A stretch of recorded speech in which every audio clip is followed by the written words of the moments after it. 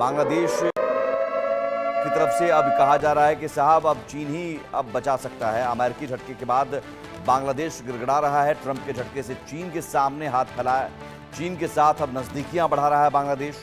बांग्लादेशी कट्टरपंथियों से बैठक कर चुका है पहले ही चीन, और चीन ने हर तरह की मदद करने का भरोसा भी दिया है। तो आप समझिए, अमेरिका से आर्थिक झटका मिलने के बाद बांग्लादेश बुरी तरह से गिड़गिड़ा रहा है, इसलिए अब उसने चीन का रुख किया है और चीन के सामने झुकते हुए नजर आ रहा है। हाल ही में चीन ने बांग्लादेश के कट्टरपंथी इस्लामिक नेताओं के साथ एक बैठक की है और हर तरह की मदद करने का भरोसा दिया है। दरअसल ट्रंप के ऐलान से बांग्लादेश बहुत बुरे दौर से गुजर रहा है और यूनुस चिंता के मारे हिले हुए हैं, इसलिए वो चीन के साथ नजदीकियां बढ़ाने की कोशिश में लगे हुए हैं। हाल ही में चीन ने बांग्लादेश को कर्ज चुकाने की अवधि में भी छूट दी है। अमेरिकी झटके के बाद गिड़गिड़ा रहा बांग्लादेश, ट्रंप के झटके से चीन के सामने हाथ फैलाया हुआ है। यहां पर सवाल है कि ये एक बड़ा मौका कहीं चीन अपने लिए तो नहीं देख रहा है निपुण जी, क्योंकि चीन की कोशिश ये होती है कि किसी तरह से वो भारत को घेरे चारों तरफ से। तो बांग्लादेश में अगर ये मजबूरी आती है, पाकिस्तान की मजबूरी का तो उसने बढ़िया फायदा उठाया, बांग्लादेश की इस मजबूरी का फायदा उठाकर बांग्लादेश की सरजमी का इस्तेमाल कर सकता है, और ये भारत के लिए कहीं ना कहीं चिंता की बात होगी निपुण जी। देखिए, चीन का तो लगातार चीन कोई भी मौका नहीं चूकेगा जब भारत के साथ में अगर कोई ऐसा कॉन्फ्लिक्ट बढ़ता है। और वो मैं मान रहा हूँ कि जैसे उसने पाकिस्तान को अपना प्रॉक्सी बनाया है अगेंस्ट ऑफ इंडिया, एक एसेट की तरह के भारत से लड़ने के लिए, उसी तरह वो बांग्लादेश को भी चाह रहा है कि बांग्लादेश भी क्या बने, हमारा एक प्रॉक्सी बने। और देखिए, चीन का अगर हम बात करें, देखिए चीन 2019 के बाद से जब हमने 370 को रिपील किया, और रिपील करने के बाद जम्मू कश्मीर को वो स्तर दिया या वो स्थान दिया जो उसका हक था, यानी कि अन्य सभी भारत के लोगों के साथ उसको भी संविधान के अंदर लाया। तब से आप देखे थे कि ये पाकिस्तान बोलता था कि हम भारत की ईंट से ईंट बजा देंगे और कश्मीर को छुआ दो। कश्मीर के मसले को लेकर पाकिस्तान कुछ कर नहीं पाया। हुआ ये कि चीन को दबाव बढ़ाने के लिए बॉर्डर पर आना पड़ा, और वहां पर आप देखिए गलवान क्लैश भी हुआ, और एक लंबे समय के बाद अब वहां पर क्या हुआ कि आपका डिसएंगेजमेंट होना शुरुआत हुई है। तब से चीन और पाकिस्तान लगातार ये प्रयास कर रहे थे कि अगर वेस्ट के बॉर्डर से भारत का दबाव कम करना है तो ईस्ट के बॉर्डर को जाना पड़ेगा। तो बांग्लादेश तो उनका एक रणनीति का, उनकी साजिश का एक हिस्सा है। तो आप रूप में इस बात देखें कि बांग्लादेश से प्रेशर क्रिएट होगा तो भारत का कहने का वेस्ट और इस दोनों जगह भारत का फोकस होगा, तो कहीं ना कहीं पाकिस्तान की ओर हमारा फोकस कम होगा। इसकी एक स्ट्रेटजी। दूसरा क्या है कि मलक्का स्टेट हमेशा पाकिस्तान के लिए, वो अमेरिका चीन के लिए हमेशा क्या रहा है, एक डायलेमा रहा है। उसको ये लगता है कि जो मेरी ऑयल सप्लाइंग लाइन है, भारत जब चाहे उसको क्या कर सकता है, ब्रेक कर सकता है। किसके थ्रू? आपका इसके, यानी कि आपका मलक्का स्टेट के थ्रू। तो वो चाहता है उसको विकल्प मिले, उसके विकल्प के रूप में उसने सीपैक को लिया। अब सीपैक के अलावा अब बात कर रहा है म्यांमार के अंदर से, जो आपका सितवे पोर्ट के थ्रू आपका घुसपैठ करने का प्रयास करता है कि सितवे के थ्रू हम एक पूरा लिंक बना दे। ऐसे ही वो बांग्लादेश के लिंक बनाकर भी कि नॉर्थ ईस्ट पर एक प्रेशर बने, ताकि क्या है कि जो सिलीगुड़ी कॉरिडोर है वहां पर एक दबाव क्या हो, भारत के ऊपर क्रिएट हो, और हमको एक पास मिले इजिली, ताकि हम म्यांमार से जा सके या फिर हम थाई कनाल बना सके। वो थाईलैंड से प्रयास कर रहा है कि वो थाई कनाल मिल जाए, ताकि मलक्का स्टेट का एक वैकल्पिक रूट उसके पास में अवेलेबल हो जाए। तो चीन का तो पूरा, जिसको हम स्ट्रिंग ऑफ पर्ल्स बोलते हैं, यानी कि भारत को घेरने की नीति, मोतियों की माला जो बना रहा है, उसी स्ट्रेटजी का एक हिस्सा आप इसको देखेंगे। म्यांमार में जिस प्रकार से नहीं, उसने लेकिन कंट्रोल क्या बनाने का क्या प्रयास ये जो किया था। चीन के कदमों में बांग्लादेश गिर रहा है अभी, ये बांग्लादेश है या मोहम्मद यूनुस और चंद कट्टरपंथी हैं जिनकी समय सीमा अब शायद खत्म होने वाली है? मोहम्मद यूनुस तो विदाई उनकी तय है। तो अब जो वैक्यूम क्रिएट हो रहा है या फिर कोई नई सत्ता आती है, क्या वो नहीं चाहेगी कि साहब हम चीन के पास क्यों जाएं? हमारी मदद तो भारत कर ही रहा है और पहले से ही कर ही रहा है, तो हमें मदद लेनी है तो भारत से ही क्यों ना लें? एक बार फिर से हम रिश्ते बहाल क्यों ना करें? देखिए, मैं बात करूंगा शेख हसीना की। शेख हसीना ने जो अपनी पॉलिसी लेके चली थी, उनका था गुट निरपेक्षता की नीति।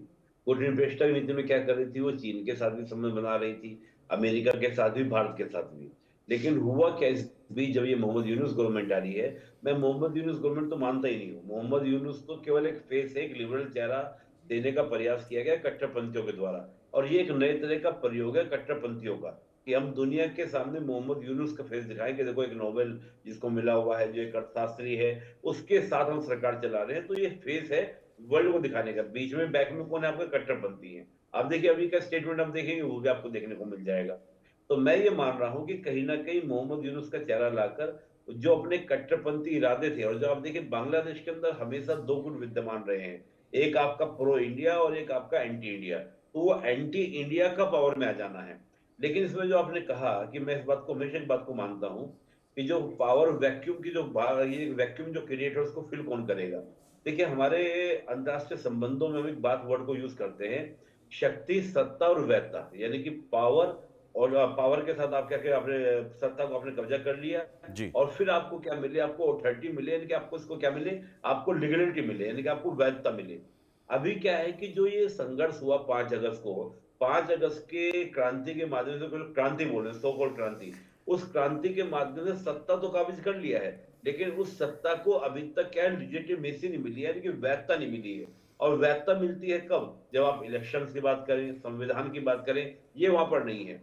तो मैं मान रहा हूं कि पब्लिक अभी शांत है, ठीक है, शक्ति के माध्यम से सत्ता पे कब्जा कर लिया है, लेकिन पब्लिक को जैसे ही सपोर्ट होना बंद हुआ अमेरिका से, तमाम तरह के और भी जो बैरियर्स लगेंगे बांग्लादेश के ऊपर, तो उन ताकतों को ताकत मिलेगी जो वहां पर एक सेकुलर नेचर बनाना चाहते हैं, जो वहां पर डेमोक्रेटिक वैल्यू लाना चाहते हैं। और मैं देख रहा हूं कि जब इन्होंने अवामी लीग को बोला कि अवामी लीग को हम चुनाव में पार्टिसिपेट नहीं करने देंगे, तो खालिदा जिया का स्टेटमेंट था कि ये गलत है, कि चुनाव में अवामी लीग को पार्टिसिपेट करना चाहिए। इसका मतलब जो बीएनपी और अवामी लीग, जो घोर विरोधी पार्टियां थी, आज वो डेमोक्रेटिक वैल्यूज के लिए सामने आ रही हैं। और मैं मानता हूं कि देखिए एक सिंपल सी बात है, डेमोक्रेसी अगर बांग्लादेश में आती है, तो ना केवल ये भारत के लिए अच्छा है, बल्कि अमेरिका के लिए भी अच्छा है। अगर इस प्रकार से साउथ एशिया में इस प्रकार के घटनाक्रम होगा, चाहे वो म्यांमार की हम बात करें, चाहे बांग्लादेश की बात करें, जी। तो ये कहीं ना कहीं अमेरिका का जो इंटरेस्ट है इंडो पैसिफिक स्ट्रेटजी को लेकर, या दक्षिण चीन सागर में लेकर, या जापान, वियतनाम, फिलीपींस जैसे कंट्रीज को लेकर, वो सारे इंटरेस्ट क्या हो, धराशायी हो जाएंगे। और ठीक है। मुझे लगता है कि भारत कहीं ना कहीं इस बात को समझा ले जाएगा अमेरिका को,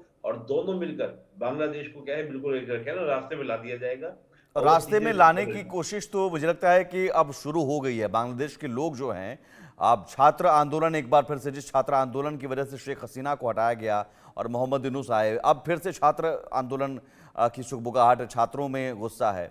और दूसरी तरफ अवामी लीग भी फरवरी में भारी संख्या में विरोध प्रदर्शन और मार्च करने वाली है शेख हसीना के समर्थन में।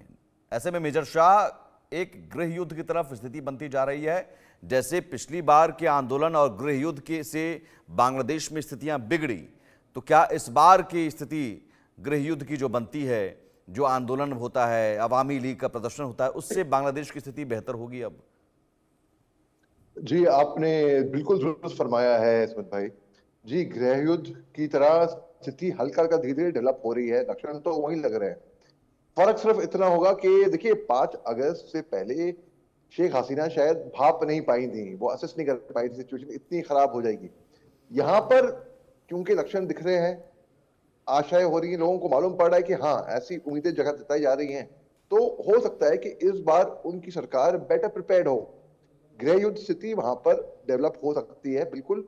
मगर ये बहुत बुरी बदकिस्मती की बात है जब इससे हमारी हमारी हिंदुस्तान की लुक ईस्ट, जो एक्ट ईस्ट पॉलिसी थी, जो लुक ईस्ट पॉलिसी 1991 और फिर एक्ट ईस्ट पॉलिसी 2014 में सुषमा स्वराज और नरेंद्र मोदी साहब ने कही थी एक्ट ईस्ट, उस वो भी जी। कहीं ना कहीं अफेक्ट करे। बांग्लादेश एक अहम प्लेयर था हमारे लुक ईस्ट टू एस्ट पॉलिसी के अंदर भी। तो जी हाँ, जैसे गृह युद्ध की स्थिति बनेगी तो बिल्कुल इसमें इंटरनेशनल बहुत ही ज्यादा फर्क देखने को मिलेगा। जैसे कि 1991 की अभी मैंने बात करी, आपको बताया कि लुक ईस्ट पॉलिसी आई थी, उस टाइम पे क्या हुआ था, डिसइंटीग्रेशन ऑफ यूएसएसआर हुआ था, कोल्ड वॉर चल रही थी अमेरिका और यूएसआर की, यूएसआर का बाद में फ्रेगमेंटेशन हुआ। उस इंटरनेशनल कम्युनिटी में कहीं ना कहीं तार जुड़ते जुड़ते कहीं हाथ भाव पड़ा। सिमिलरली बांग्लादेश के अंदर ऐसी स्थिति आती है गृह युद्ध की, तो केवल हिंदुस्तान, चीन, अमेरिका ही नहीं, जो इमिडिएट राष्ट्र हैं वो ही नहीं, पूरे विश्व में कहीं, हालांकि छोटा सा मुल्क हो, लेकिन इसका असर देखने को पूरी दुनिया में कहीं ना कहीं पे होएगा जी।